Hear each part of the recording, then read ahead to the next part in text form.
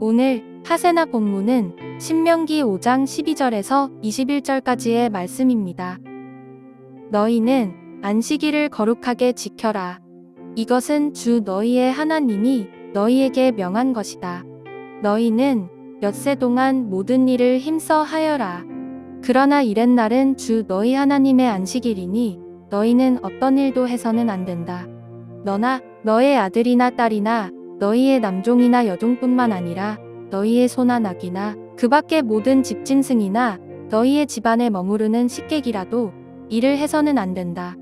너희의 남종이나 여종도 너와 똑같이 쉬게 하여야 한다.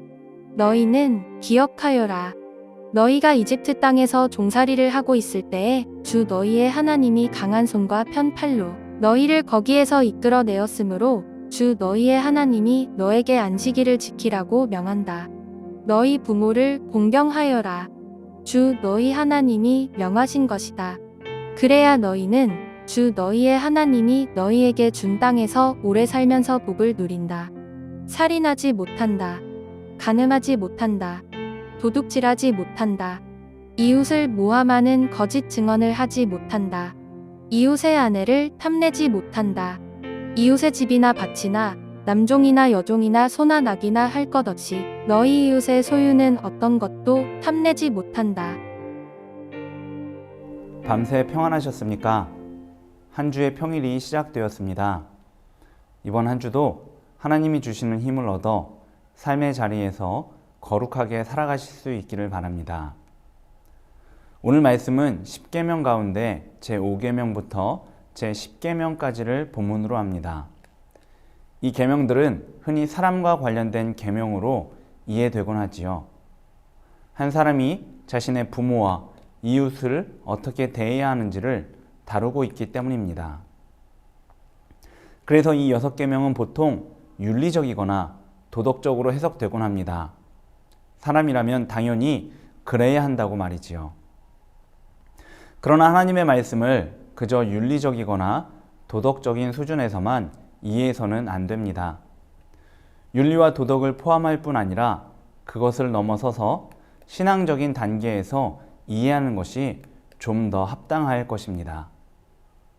이렇게 보면 이 6계명은 사람과 관련된 계명일 뿐 아니라 동시에 하나님과 관련된 계명인 것을 알 수 있습니다.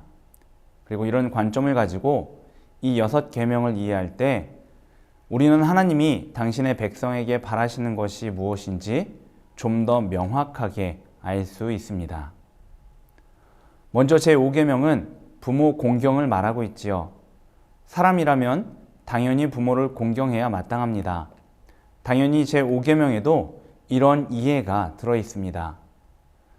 그러나 더욱 중요한 의미가 있지요. 그것은 신앙 공동체인 이스라엘 백성이 부모님을 공경함으로 부모님의 신앙, 부모님의 하나님 경험을 이어받아야 한다는 것입니다. 만약 그들이 부모님을 공경하지 않는다면 부모님이 전해주는 하나님 신앙과 경험 또한 무시당하게 됩니다. 그러면 신앙은 자녀들에게 전수될 수 없습니다. 그래서 하나님은 이스라엘 백성에게 부모를 공경하라고 말씀하신 것입니다. 건강하고 바른 신앙이 이어져 가게 하기 위해서 말입니다. 6계명부터 8계명은 정말 짧습니다. 각각 살인하지 말고, 간음하지 말고, 도둑질하지 말라는 말씀인데 이 계명들도 윤리적인 이유를 가지고 있지만 그보다 궁극적인 신앙적 이유도 있습니다. 살인은 모든 생명이 하나님의 소유라는 것을 부정하는 행위입니다. 또 간음은 하나님이 이 땅에서 세우고자 하시는 신앙 공동체의 하나됨을 붕괴시키는 행위이지요. 도둑질 또한 이 땅의 모든 것이 하나님의 것임을 부인하는 행위입니다. 또 이어 나오는 9, 10계명이 거짓 증거와 탐심을 금하는 이유도 6에서 8계명의 신앙적인 이유와 유사합니다. 거짓 증거는 하나님의 공의와 정의를 무너뜨리는 행위이고 탐심은 앞서 본 것처럼 하나님의 주권을 부정하고 신앙 공동체를 와해시키는 행위입니다. 이 6개의 계명을 정리해 보면 사람들과 함께 살아가는 자리에서 하나님이 모든 생명의 주인 되심을 인정하고 하나님이 나로 거하게 하신 신앙 공동체의 하나됨을 힘써 지키며 하나님의 공의와 정의를 수호하고 하나님의 주권을 삶으로 고백하라는 것입니다. 단순히 입술만으로가 아니라 사람들과의 사이에서 실천과 삶으로 말입니다. 이 6계명 가운데 특별히 6에서 10계명에는 한 가지 특별한 점이 있습니다.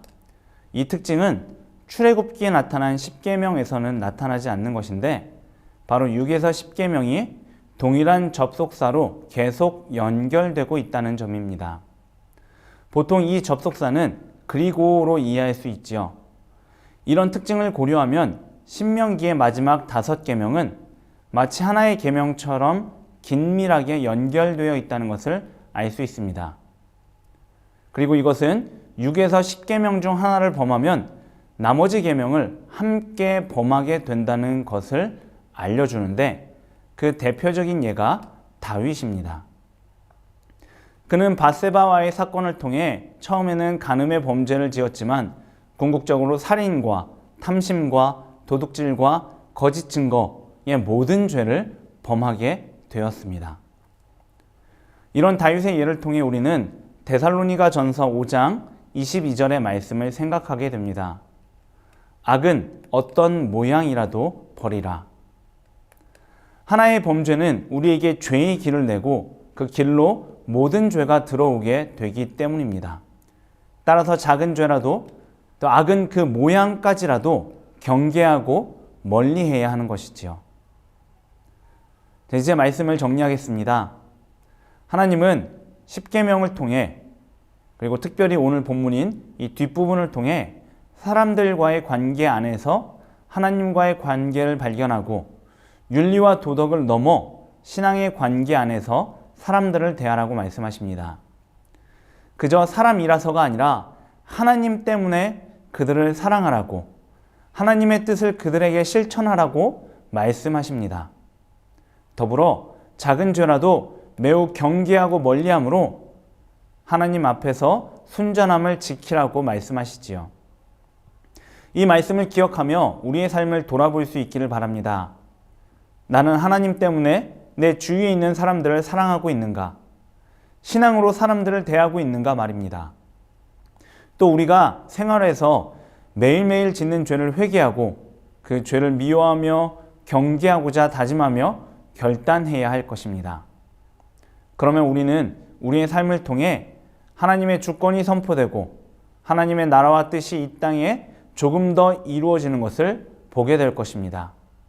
그런 은혜의 하루를 살아내는 저와 여러분 되시기 바랍니다.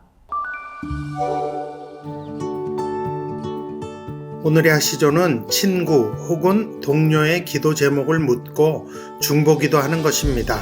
기도를 통해 친구와 동료를 향한 사랑을 실천해 보면 어떨까요? 오늘의 하시조 함께 하시죠.